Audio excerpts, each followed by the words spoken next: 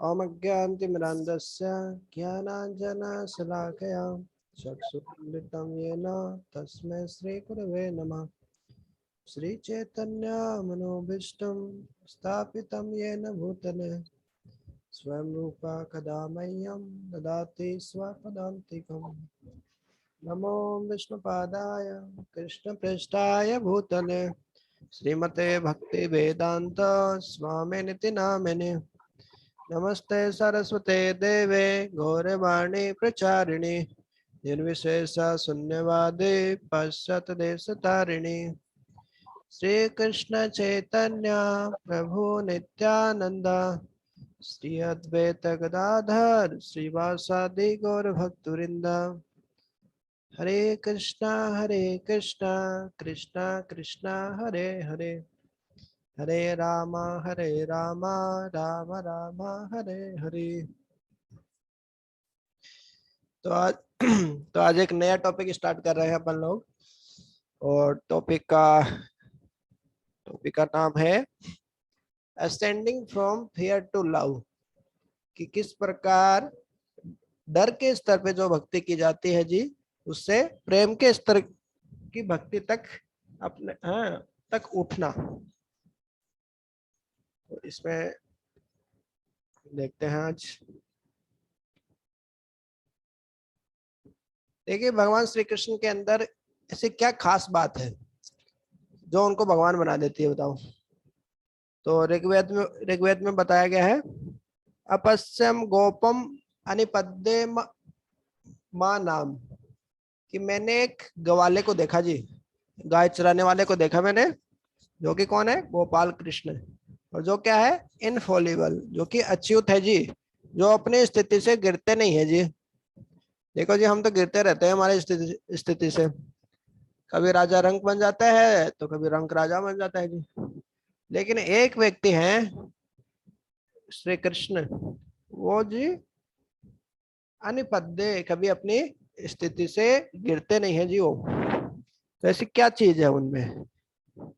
तो भगवान के तीन एस्पेक्ट होते हैं, तीन भाग होते हैं जो उनको जीवात्माओं से अलग बनाते हैं। क्या क्या है जी वो? भगवान किस किस रूप में रहते हैं जी? भगवान परम तत्व है, भगवान सर्वशक्तिमान है, और भगवान अखिल रसामृत मूर्ति है। देखो जी, हम बहुत सारी मूर्ति बनाते हैं, जैसे अष्ट धातु के भगवान की मूर्ति बनाते हैं मंदिरों में। लकड़ी की बना लेते हैं जी, पत्थर की बनती है, मार्बल की बनती है, और भी अलग अलग मिट्टी की, इस तरीके से अष्ट धातुओं से मूर्ति बनाते हैं जी हम। लेकिन एक है अखिल रसामृत मूर्ति। देखो जी, ये मूर्ति किससे बनी है? रस अमृत, अमृत रूपी रस से बनी है बोले। मतलब आप रस को एक जगह कर लो, और रस भी कैसा, ऐसा बासा हुआ रस नहीं, अमृत है वो रस, उसको एक जगह कर लो, और फिर उससे जो मूर्ति बनाओगे ना, वो है रसामृत मूर्ति, अखिल रसामृत मूर्ति। तो भगवान क्या है? सच्चिदानंद विग्रह है।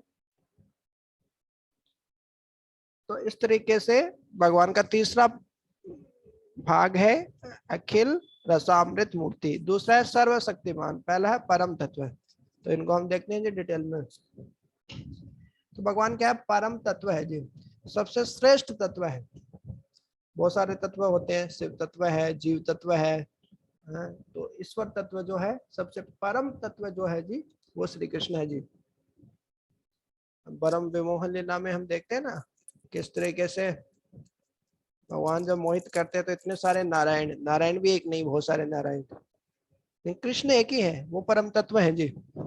आपको बहुत सारे गर्भोदक्षाय विष्णु, क्षीरोदक्षाय विष्णु, महाविष्णु मिल जाएंगे ऐसे, लेकिन कृष्ण एक ही है जी, और उन्हीं से सब कुछ आते हैं,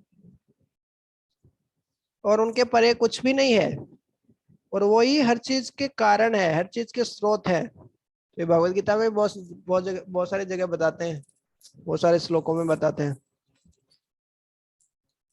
तो ये श्लोक तो फेमस है, ब्रह्मा जी बताते हैं, ईश्वरः परमः कृष्णः सच्चिदानंद विग्रह अनादि राधे गोविंद सर्व कारण कारणम। देखो जी, जो परमेश्वर कृष्ण है, जो कि सच्चिदानंद विग्रह है जी, उनका विग्रह कैसे बना है? वास्तव में सच्चित और आनंद से बना हुआ है, भौतिक चीजों से नहीं बना हुआ है जी। अनादि भी है और आदि भी है, ऐसे कैसे हो सकता है? अनादि इस तरीके से है कि उनसे पहले कोई नहीं था, और आदि कैसे है कि हर चीज की शुरुआत उन्हीं से हुई है जी।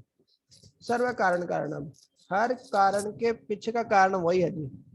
जैसे बोलते हैं ना, देखो जी, हर व्यक्ति बोले कि हर व्यक्ति भगवान की इच्छा के बिना तो बोले पत्ता भी नहीं हिलता जी। भगवान की इच्छा के बिना तो भाई पत्ता भी नहीं हिलता जी। तो क्या हम गलत करते हैं, अच्छा करते हैं, सब भगवान के कारण ही होता है क्या? भगवान ही कराते हैं क्या? हाँ जी, सही बात है, भगवान के कारण ही होता है। हम बुरा भी करते हैं, भगवान के कारण ही करते हैं। वास्तव में अच्छा और बुरा जो भौतिक है, भौतिक रूप से जो अच्छा और बुरा है, भौतिक रूप से जो अच्छा और बुरा है, वास्तव में कृष्ण भावनामृत की अनुपस्थिति के कारण होता है। भौतिक रूप से जो अच्छा भी बोलते हैं या बेकार बोलते हैं, पाप और पुण्य जो बोलते हैं, तो उसका दोनों का कारण ही क्या है जी? कृष्ण भावनामृत की अनुपस्थिति। तो वास्तव में भगवान की इच्छा के बिना तो नहीं होता, लेकिन भगवान की हाँ अनुपस्थिति के कारण ये अच्छा और बुरा कार्य में हम लिप्त रहते हैं। एक तरीके से भगवान भगवान की अनुपस्थिति मतलब भगवान के कारण, भगवान की इच्छा, एक तरीके से उस सेंस में आप बोल सकते हैं। तो वास्तव में हमें गलत काम करने की जो स्वतंत्रता दी है, और उसको भी गलत है, तो वो काम करने की स्वतंत्रता भी हमें हमारे पास में है, इस कारण हम अच्छा और बुरा कार्य हम करते हैं जी। देखो जी, फिर दूसरा क्या बता रहे हैं जी कृष्ण के बारे में। एक बहुत प्रसिद्ध आचार्य हुए हैं जी, मधुसूदन सरस्वती। तो अपने टीका टिप्पणी में क्या लिखते हैं जी? टिप्पणी के परिचय में ही, इंट्रोडक्शन में क्या लिखते हैं भगवत गीता के? उनकी टिप्पणी का नाम है गोदर्थ दीपिका। तो उसमें वो लिखते हैं जी, कृष्णात् परम किम अपि तत्वम अहम न जाने। सिंपल है ना? कृष्णात् परम, कृष्ण से परम, किम अपि कोई भी तत्व, अहम न जाने मैं नहीं जानता हूँ जी। मतलब बता रहे हैं जी, कृष्ण से श्रेष्ठ देखो जी कुछ भी नहीं है जी।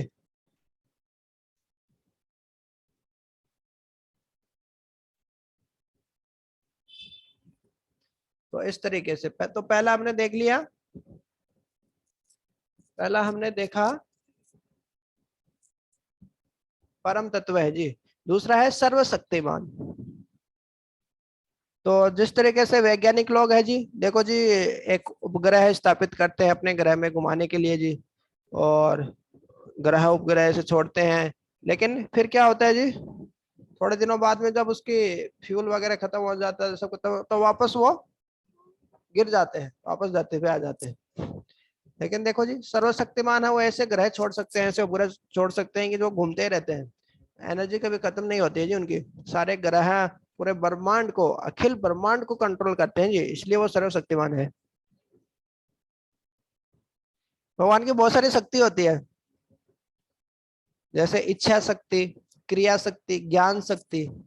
जैसे यशोदा माई की लीला जब हम देखते हैं, तो किसी कई कई बार भगवान की जो ऐश्वर्य शक्ति है वो हावी हो जाती है, कि जो यशोदा माई है बोले कि मतलब एक छड़ी ले ली है हाथ में और एक रस्सी लेके बोले बांधने का प्रयास कर रही है। बोले समझ क्या रखा है, त्रिलोकीनाथ है, इनको बांध देंगे मतलब ऐसे ही है, वो डरा रही है इनको छड़ी से बोले। तो कई कई बार ऐश्वर्य शक्ति को गुस्सा आ जाता है, तो फिर वो प्रभावी हो जाती है। तो फिर भगवान अपने मुंह में ब्रह्मांड दिखा देते हैं, पूरा विश्व रूप दिखा देते हैं, अपने पेट में पूरा ब्रह्मांड विश्व रूप का दर्शन करा देते हैं। फिर यशोदा माई चकरा जाती है। फिर फिर दूसरी शक्ति हावी हो जाती है, अरे अरे नहीं नहीं नहीं, ये रूप दिखाएंगे कि कृष्ण भगवान है, तो फिर तो माँ के रूप में रह नहीं पाएगी यशोदा माई, तो वात्सल्य प्रेम वो मिल ही नहीं पाएगा। तो दूसरी शक्ति आके योग माया फिर उसको बुला देती है, नहीं नहीं नहीं, वो कोई भगवान वगवान नहीं है, कृष्ण नहीं है, ये मेरा ही यशोदा में सोचती है मेरा ही लाडला है, कान्हा है ना। इस तरीके से सोचती है। तो भगवान की अलग अलग शक्ति होती है जी ऐसे। कभी कौन सी शक्ति प्रभावी हो जाती है, कभी कौन सी शक्ति प्रभावी हो जाती है, ये भगवान की इच्छा से ही होता है जी। जिस प्रकार से एक जो इंजीनियर रहता है रेलवे में, जो है इंजीनियर रहता है, वो तो इंजन है उसको नियंत्रित करता है, पर वो इंजन बाकी बोगियों को खींचता है, फिर बाकी पीछे के सारे डिब्बे डिब्बे ऐसे खींचते खींचते ऐसे ट्रेन चलती है। तो उसी तरीके से संसार में भी जो सबसे पहले जो इंजन का काम जो करते हैं वो कृष्ण है। उसके बाद में सारी बोगी एक के पीछे एक के पीछे एक दूसरी सारी चीजें चलती रहती है धीरे धीरे। लेकिन जो सबसे पहला जो इंजन है हर चीज के जो कारण के कारण है, वो देखो जी भगवान है। तीसरा है जो अखिल रसामृत मूर्ति है। एक पुस्तक है नेक्टर ऑफ डिवोशन, NOD, भक्ति रसामृत सिंधु। रसामृत सिंधु मतलब रस के अमृत की सिंधु, समुद्र है जी वो पुस्तक शिला प्रभुपाद जी बोलते थे रूप गोस्वामी की दो पुस्तकें मेन है, महत्वपूर्ण है जो उन्होंने लिखी है। एक है NOI, एक है NOD, नेक्टर ऑफ इंस्ट्रक्शन और नेक्टर ऑफ डिवोशन, उपदेशामृत, और दूसरा है भक्ति रसामृत सिंधु। दोनों अमृत अमृत है, भक्ति तत्व है जी, तो अमृत ही है। तो भगवान कैसे अखिल रसामृत मूर्ति है, सारे जितने के जितने रस हैं उनको एक जगह करके उन रस से एक मूर्ति बनाओ ना, तो वो भगवान है। तो कई बार इस दुनिया में हम देखते हैं ना, किसी व्यक्ति के पास में ज्यादा ताकत होती है, शक्ति होती है, पैसा होता है, उसके पीछे बहुत सारे लोग बाग होते हैं, तो दूसरे लोगों के लिए एक डर का कारण बन जाते हैं। पता नहीं कभी क्या कर देगा ये हमारे साथ में, उल्टा सीधा भी कर देगा, अपने पावर का मिसयूज कर लेगा, अपनी शक्ति का दुरुपयोग कर लेगा जी वो। लेकिन ऐसा भगवान कृष्ण के साथ में नहीं है जी। यह सब परम तत्व होने के बाद में भी, सर्वशक्तिमान होने के बाद में भी क्या है जी, वो अखिल रसामृत मूर्ति है, रस के सागर है जी, सबको आकर्षित करते हैं। कोई उनसे डरने वाली कोई वो चीज है ही नहीं, सट ऐश्वर्य में परिपूर्ण है जी। खाली बांसुरी बजाते हैं, सारे जीवात्माओं को अपने ओर आकर्षित करते हैं, बोले देखो कितना सुंदर बांसुरी बजा रहा हूँ, आ जाओ मेरे पास आ जाओ, फिर भी आते नहीं है।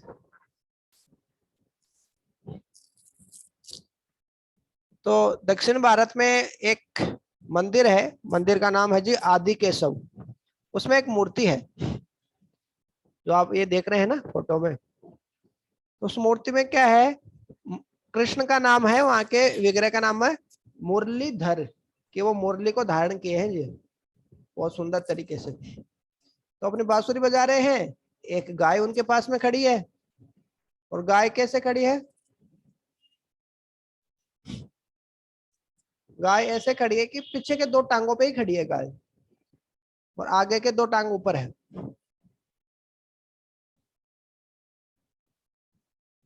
तो साउथ इंडिया में, दक्षिण भारत में जो मंदिर है ये आदि केशव का जो मंदिर है जी, तो उस मंदिर में भगवान का ये मुरलीधर रूप है, और उसके पास में एक गाय है एक शेर है। और जो गाय है वो खाली दो टांगों पे खड़ी है, उसके दो टांग आगे ऊपर खड़े हैं हवा में। हवा में क्यों खड़े हैं, वो कृष्ण के बांसुरी को सुन रही है, अरे क्या क्या मधुर बजा रहे, इतना मधुर बजा रहे, वाह हा, मजा आ गया। और क्या हो रहा है, गाय के पीछे क्या है, एक शेर है, और शेर के जो आगे के दो दोनों टांग है वो गाय के कंधे पे रखे हैं उन्होंने। खा नहीं रहे हैं, उनको शिकार नहीं कर रहे गाय का।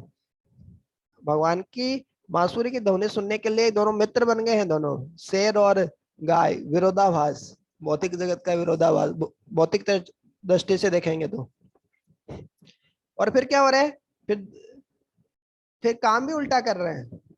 तो जो शेर का बच्चा है वो गाय गाय के थन से दूध पी रहा है, जैसे इसमें देख रहे हैं ना फोटो में, और जो गाय का बछड़ा है वो शेर का दूध पी रहा है। तो बोले ऐसे हो सकता है जी, हाँ ऐसे हो सकता है बिल्कुल। चैतन्य महाप्रभु भी जब झारखंड के वनों से जा रहे थे, जंगल से गुजर रहे थे, तभी ऐसा हुआ था। और यहाँ पे साउथ इंडिया के, दक्षिण भारत के मंदिर में भी देखो जी हम यही देखते हैं।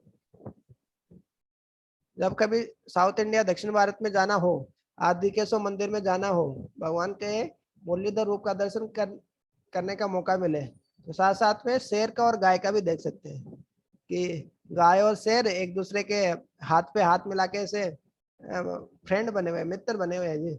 और बछड़ा है वो शेर का दूध पी रहा है, शेरनी का दूध पी रहा है, और जो शेर का बच्चा है वो गाय का दूध पी रहा है। क्या बात है। तो केवल जहाँ पे भगवान बांसुरी बजाते हैं, ईर्ष्या द्वेष कुछ नहीं होता, वहां पे ऐसा हो सकता है जी? तो कोई सोच सकता है कि ये वास्तव में जो मूर्तिकार है, जिसने ये मूर्ति वूर्ति बनाई, उसने गलती कर दी होगी ऐसे बना के, गलती से बना दिया होगा ये सब? नहीं नहीं नहीं, ये कृष्ण के प्रेम से जब आप्लावित हो जाते हैं और जब बांसुरी की प्रेममयी ध्वनि सुनते हैं तो हर व्यक्ति अपनी सुध बुध भूल जाता है और उसे पता नहीं है कि ये मेरा शिकार है, कि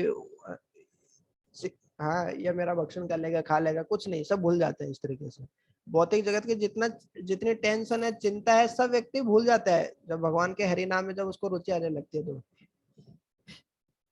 तो देखिए इस भौतिक जगत में भी हम देखते हैं, कोई व्यक्ति थोड़ा भी फेमस होता है ना, कोई हीरो हीरोइन आती है तो लोगों की ऐसे भीड़ लग जाती है, एकदम दर्शन पाने के इच्छुक रहते हैं, हमें है दर्शन दे दे एकदम।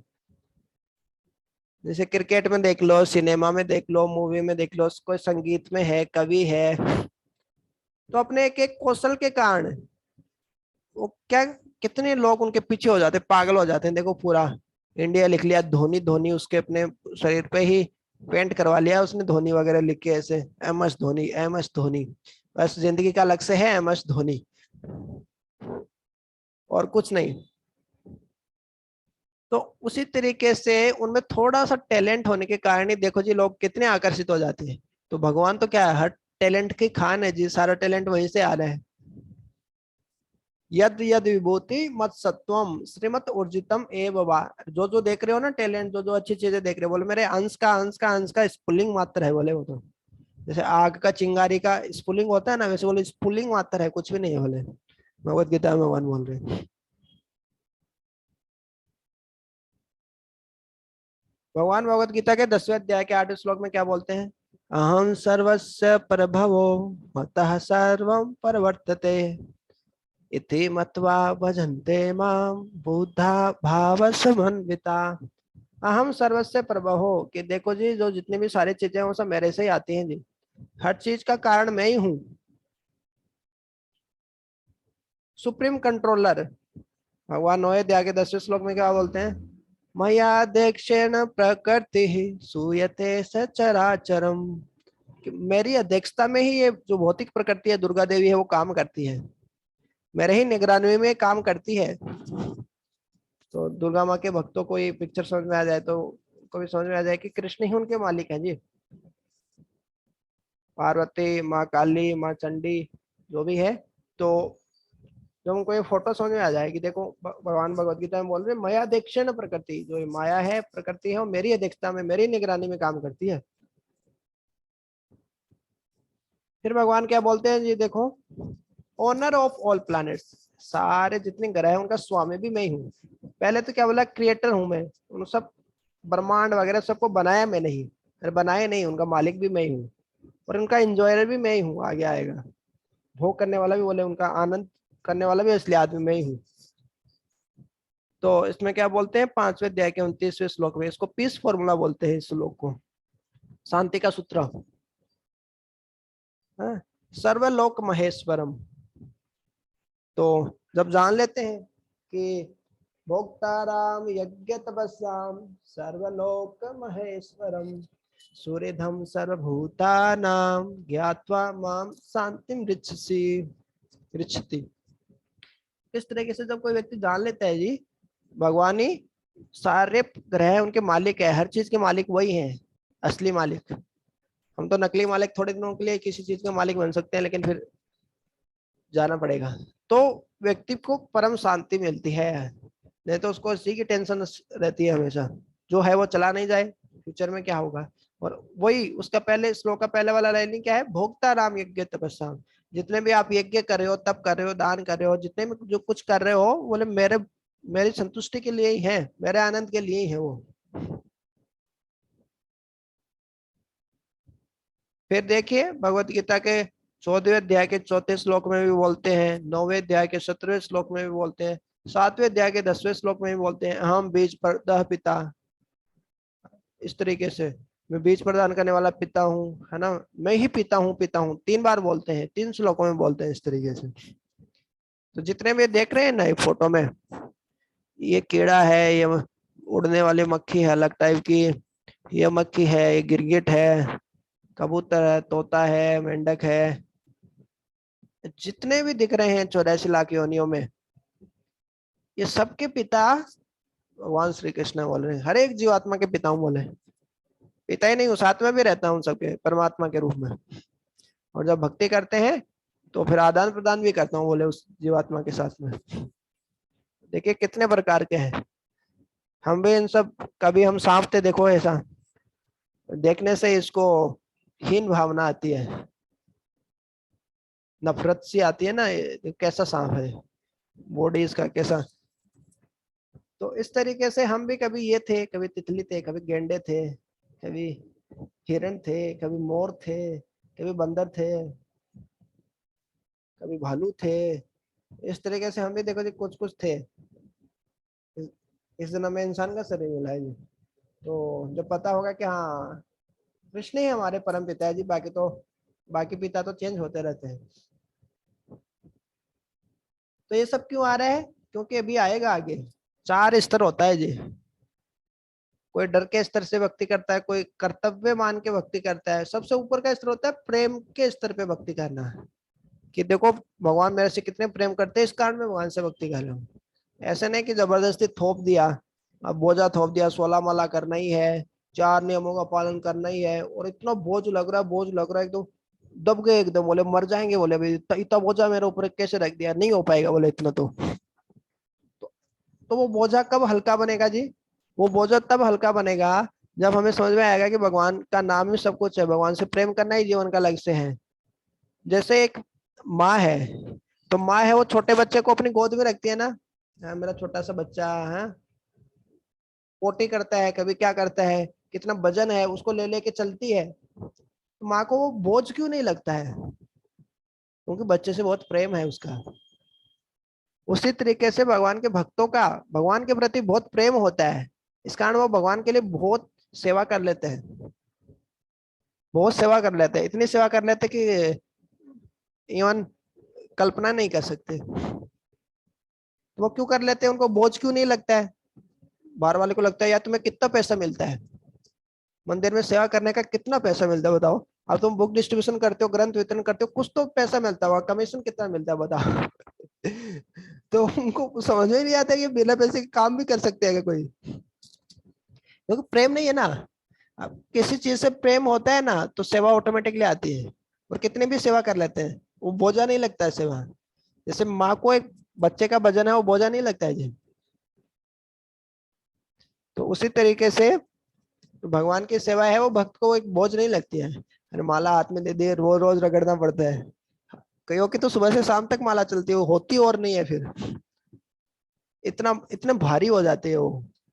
धीरे धीरे प्रेम कम हो जाता है, और अटेंशन नहीं रहता, इतने सतर्क नहीं रहते भक्ति में, तो धीरे धीरे रुचि खत्म हो जाती है। जो श्रद्धा साधु संग श्रद्धा साधु संग भजन क्रिया अनर्थ निवृत्ति निष्ठा रुचि आसक्ति भाव प्रेम, मतलब देखना चाहिए। अरे रुचि नहीं आ रही, रुचि नहीं आ रही मतलब क्या है, निष्ठा नहीं आ रहा, पक्के नहीं है ना, हमेशा के हमेशा पक्के नहीं कि आज माला करनी है, सुबह उठ के उठते करनी है, 2 घंटे बैठ के, वो कर नहीं पा रहे हैं, डिटर्मिनेशन नहीं है। निष्ठा क्यों नहीं है, अनर्थ बढ़ रहे हैं, अनर्थ निवृत्ति नहीं हुई है। अरे अनर्थ निवृत्ति क्यों नहीं हो रही है, अरे भजन नहीं किया हमने। अरे भजन क्यों नहीं, साधुओं के संग में नहीं है क्या, साधुओं के संग क्यों नहीं है, श्रद्धा नहीं है। तो इस तरीके से चेक कर सकते हैं, हमें रुचि नहीं आ रही, आसक्ति नहीं आ रही। जैसे कोई बोले किसी का आसक्ति आ जाए हरि नाम के प्रति, अब उसको बोले कि मैं तेरे को 1 करोड़ रुपया दूंगा, आज से हरे कृष्ण महामंत्र का जप मत करना, तो जिसको आसक्ति आ गई वो 1 करोड़ दो, 10 करोड़ दो, वो नहीं मानेंगे। प्रभुपाद जी के समय भी कितने प्रभुपाद जी के सन्यासी शिष्य थे, आसक्ति आ गई, अब आ गई है आसक्ति, आ सकते हैं, अब जाएगी नहीं, अब बस हरि नाम कर रहे हैं तो बस छोड़ेंगे नहीं अब। तो इस तरीके से जो भक्ति के 8 स्तर, जो 9 स्तर हैं, आदौ श्रद्धा, ततो साधु संग, अतः वर्जन क्रिया, अनर्थ निवर्ती, निष्ठा, रुचि, आसक्ति, भाव, प्रेम। तो ऐसे चेक कर सकते हैं, कभी कभी मन नहीं लगता ना, रुचि नहीं आ रही यार, रुचि नहीं आ रही मतलब कहीं ना कहीं गड़बड़ है, आसक्ति है, निष्ठा, रुचि है ना, रुचि नहीं आ रही मतलब निष्ठा नहीं है, पक्के नहीं है साधना में, फिर बोले निष्ठा नहीं आ रही मतलब अनर्थ बढ़ रहे हैं। तो अनर्थ नहीं हो रहा मतलब भजन क्रिया नहीं कर रहे ढंग से, श्रवण और कीर्तन नहीं कर रहे, लेक्चर नहीं सुन रहे, बुक नहीं पढ़ रहे, कुछ तो कमी है इस तरीके से। और उसके आगे भगवान क्या बता रहे हैं जी, supreme God above all gods. तो गॉड हेड लिखते हैं Prabhupada ji, supreme personality of godhead. God बोलेंगे तो उनको लगेगा बहुत सारे गॉड है, बहुत सारे भगवान है बोले, नहीं नहीं, जितने देवी देवता जितने गॉड हैं उनके हेड है वो, सुप्रीम गॉड हेड है बोले, सारे देवी देवता उनके सबके माल ऊपर है वो। भगवत गीता के 7वें अध्याय के 7वें श्लोक में बोलते हैं, 10वें अध्याय के दूसरे 12वें 13वें श्लोक में बोलते हैं, 7.7 क्या है, मतः परतरम न अन्यत् किंचित अस्ति धनंजया मयि सर्वम इदं प्रोक्तम सूत्रे मणिगण एव। देखो जी, जैसे मणिये धागे पर मणिये पिरोए जाते हैं, वैसे ही बोले कि मेरे पे सब पूरा सृष्टि टिकी हुई है, और धागा निकल जाएगा सारे मणिये बिखर जाएंगे। तो भगवान बोले कि मेरे कारण ही सब पूरा भौतिक ब्रह्मांड चल रहा है जी, तो मतलब मैं ही सबको करता धरता हूँ। तो जितने देव देवता दिख रहे हैं जी, देखो ये कौन कौन दिख रहे हैं जी, गणेश जी दिख रहे हैं, शिव जी दिख रहे हैं, ब्रह्मा जी दिख रहे हैं, और भी बहुत दिख रहे हैं, हनुमान जी दिख रहे हैं लास्ट में। तो सारे देवताओं के मालिक देखो जी कृष्ण ही है, भगवान खुद ही बोल रहे हैं। अब बोलते हैं कि भगवान तो भाई दिखते नहीं है, भगवान आदान प्रदान कर रहे हैं क्या हमारे साथ, बोले माता पिता के साथ आदान, भाई बंधु के साथ बोले कुछ उनको कुछ देते हैं, वो हमें वापस में कुछ देता है, आदान प्रदान होता है, पति पत्नी के बीच आदान प्रदान होता है। तो लगता है कि देखो जी प्रेम है, हर भगवान के साथ कुछ आदान प्रदान तो होता ही नहीं, कुछ दिखता ही नहीं, तो बस कैसे समझ में आया कि भगवान आदान प्रदान कर रहे हैं। तो इसलिए भगवान बोल रहे हैं कि आदान प्रदान करने के लिए इस तरह होना चाहिए जी। तो वो समझ में नहीं आता है कि भगवान कैसे आदान प्रदान कर रहे हैं, तो आप ऐसे समझो चीजों को। जब भी पानी पियो आप, तो आप सोचो, इस श्लोक को बोलो आप, जब भी पानी घड़े के पास में जाओ, मटके के पास में जाओ, पानी का कैन रखा है, पानी के कैन के पास में जब पानी पीने के लिए जाओ, तो आप सोचो ऐसे, क्या सोचना है जी, रसो हम अपसु कौनते या, भगवान भगवत गीता में बोलते हैं हे कुंती पुत्रा, रसो अहम अपसु, मैं जो अपसु मतलब जो जल का जो रस है, जल का जो स्वाद है वो बोले मैं हूँ। जब भी पानी पिए तो सोचो रसो हम अपसु कौनते या, अरे पानी का स्वाद तो कृष्ण है, बस आपका पानी पीना सार्थक हो गया। नहीं तो एक श्लोक आता है पद्म पुराण में, जब भगवान को भोग नहीं लगाते, भगवान का चिंतन किए बिना जब खाते हैं तो वो मल के समान है, और जो पीते हैं वो मूत्र के समान है। तो ये बहुत अच्छा ट्रिक है कृष्णा कॉन्शियसनेस बनने का, कृष्णा कॉन्शियस बनने का, कृष्ण भावना भावित होने का, कि जब भी पानी पियो सोचो रसो हम अपसु कौनते या, हालांकि मुश्किल है, मैं तो खुद ही नहीं करता। दूसरा है, जब भी कोई शक्तिशाली आदमी देखे, वाह क्या बॉडी है, ग्रेट खिली है बोले, वो कैसे है, जिम में अपनी बॉडी बना रहा है इसकी, क्या खतरनाक बॉडी है, तो क्या याद आना चाहिए, अरे काश मेरी भी ऐसी बॉडी होती, ऐसी बॉडी तो मेरी होती तो मजा आ जाता बोले, मैं भी ऐसे करके दिखाता है एकदम। नहीं नहीं, देखो जी ऐसा नहीं है सोचना चाहिए। क्या सोचना चाहिए जी, भगवान भगवत गीता में बोलते हैं पौरुषम पौरुष पौरुषम नृषु, और जितने भी इंसान की जो शक्ति है, वास्तव में उसकी जो शक्ति है, उसका जो ताकत है, वो बोले मैं हूँ, भगवान भगवत गीता में बोल रहे हैं। तो ये शक्ति देख के ऐसे समझना चाहिए, अरे ये भगवान के एक शक्ति का एक स्फुलिंग मात्र है, भगवान की शक्ति है बोले, इस तरह से सोचेंगे तो उस व्यक्ति से ईर्ष्या भी नहीं होगी, और भगवान का स्मरण भी हो जाएगा। और भगवान खुद ही ट्रिक बता रहे हैं किस तरीके से आप याद रख सकते हो, मेरे को याद करो, पौरुषम पौरुषम नृषु, जो नर है इंसान है, उसमें जो पौरुष, उसका जो पौरुष है, उसका जो शक्ति है, वो बोले मैं हूं। फिर जब भी हम सूरज दिखे, जब भी चांद दिखे, तो भगवान का याद आना चाहिए तुरंत। बहुत सारे भक्त लोग भी मैं देखता हूँ, जब भी सुबह सूरज निकलता है तो तुरंत प्रणाम करते हैं, उनको दंडवत लगाते हैं, कुछ पंचांग करते हैं इस तरीके से। क्यों, भगवान बोलते हैं प्रभास में शशि सूर्य, हालांकि सब भौतिक चीजें हैं, सूर्य देवता है, देवी देवता है वो भी, या फिर भौतिक पंच तत्व में है, लेकिन भगवान बता रहे कि वास्तव में मेरी शक्ति है और मेरे को मेरा ही प्रतिनिधित्व करती है और इनके माध्यम से आप मेरे को आसानी से याद कर सकते हो। अब हम तो भौतिक इंसान है जी, हमारी आंखें भी चमड़े की बनी है और हम भौतिक हैं, तो हम भौतिक चीजों को ही समझ पाएंगे ना, आध्यात्मिक चीजों को तो समझ में आती ही नहीं है, सब ऊपर से ही जाती है। तो कम से कम जब पानी पियो, जब किसी शक्तिशाली आदमी को देखो, जब सूरज और चांद को की रोशनी को देखो, तो याद करो कि ये कृष्ण है, कृष्ण की शक्ति है, या कृष्ण का ही प्रतिनिधित्व करते हैं ये। प्रभास में शशि सूर्य तेजस चास में विभावसो, जो आग है, आग का जो तेज है बोल रहे हैं भगवान की, वो भी मैं ही हूँ। तो जब आग को भी देखो तो समझो कि आग का जो तेज है वो भी भगवान ही है। फिर क्या बोल रहे, पुण्य गंध पृथ्वी व्याम, जो पृथ्वी की जो गंध है, पृथ्वी में भी एक गंध आती है, पेड़ पौधों से फूलों से सुगंध आती है, पृथ्वी की बारिश हो जाती है तो धरती से भी एक गंध आती है। तो जो जब वो गंध आपको, सुगंध आपको सूंघने को मिले तो भी याद करो, पुण्यो गंध पृथ्वी व्याम। तो इस तरीके से आप भगवान को याद करते रहोगे जी। भौतिक चीजों से आसानी से भगवान को याद कर सकते हैं क्योंकि हम भौतिक चीजें ही देख पाते हैं जी। तो इसमें क्या बताए भगवान, एक तरीके से हर चीज के कारण है, हर चीज के सार है, और जो जितनी भी चीजें हैं उनमें जो सर्वोत्तम चीज है, सबसे अच्छी चीज है, वो भगवान का प्रतिनिधित्व करती है। तो इसलिए जितनी जो सबसे अच्छी चीज होती है वो भगवान को अर्पित करनी चाहिए। भगवान क्या बोल रहे हैं, और बुद्धिर बुद्धि बताम अस्मे, जितने भी बुद्धिमान लोग हैं जी उनकी बुद्धि में हूँ।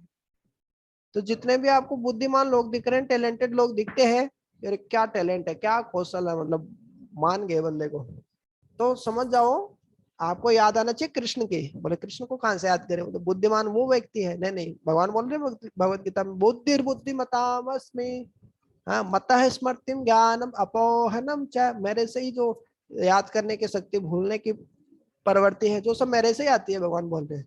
तो उसकी बुद्धि के कारण वो कृष्ण ही है। तो इसके आगे हम कल देखेंगे फिर, ascending from fear to love, कल से स्टार्ट होगा, आज तो खाली एक पृष्ठभूमि हमने देखी इसकी। तो बहुत ही इंटरेस्टिंग है कि किस तरीके से 4 स्तर पे, कोई डर के मारे करता है, कोई अपना ड्यूटी मान के करता है, और फिर लास्ट में प्रेम के स्तर पे करते हैं भक्ति।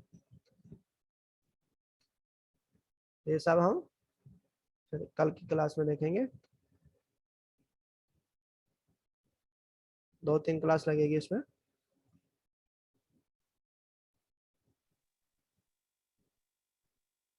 ये है 4 स्तर, डर के मारे करते हैं भक्ति, भौतिक आशा से करते हैं, कर्तव्य से करते हैं, और प्रेम के कारण करते हैं।